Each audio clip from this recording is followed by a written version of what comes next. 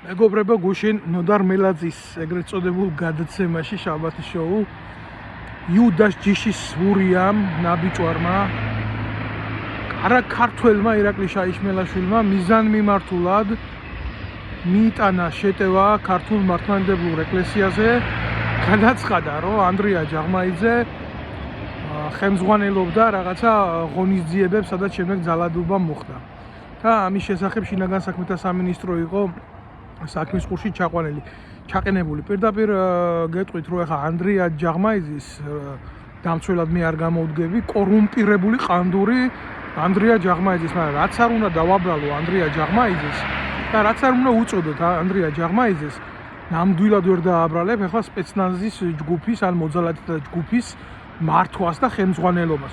შეიძლება იდეოლოგიურ დონეზე რაღაცაში იყოს გარეული, მაგრამ ის რომ ახლა ანდრია ჯაღმაიძე ხელმძღვანელობდა რაღაც დანაყოფებს, ეს არის როგორი სიცრუე, იცი? აი მართლა ბომბეის გვირაბიდან მოთხრეული სიცრუე, რომელიც არა ანდრია ჯაღმაიძის დისკრედიტაციისთვისაა გამოყენებული, არამედ საქართველოს სამოციქულო ეკლესიის მიმართ და ესაა ზუსტად გაკეთებული ურიული ნაძირლული ქმედება, რომელიც ქართული მართლმადიდებლური ეკლესიის წინააღმდეგაა განსაზღვრული.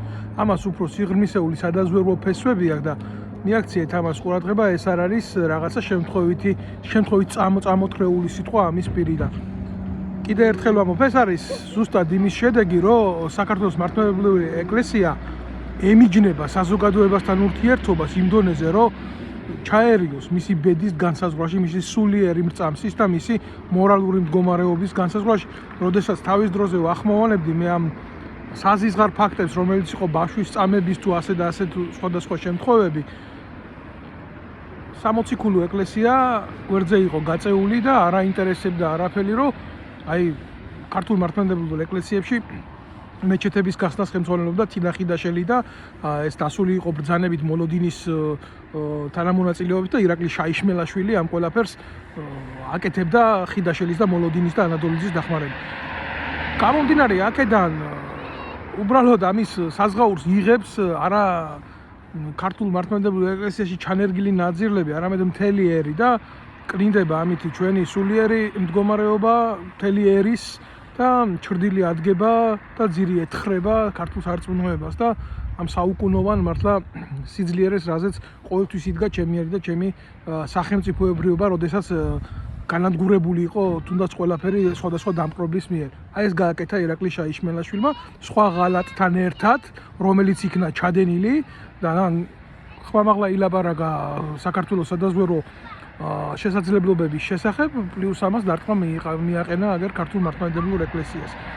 აი ესაა სიმართლე და ახლა გინდა მას მარჯვნიდან მოუვარე, გინდა მარცხნიდან მოუვარე, ესეთი მტერი ლამაზად აგერ სალომე ზურაბიშვილმა, რომელიც თურმე არის მართლმადიანი, გააცილა ეგერ ამერიკის შეერთებულ შტატებში მშვიდად.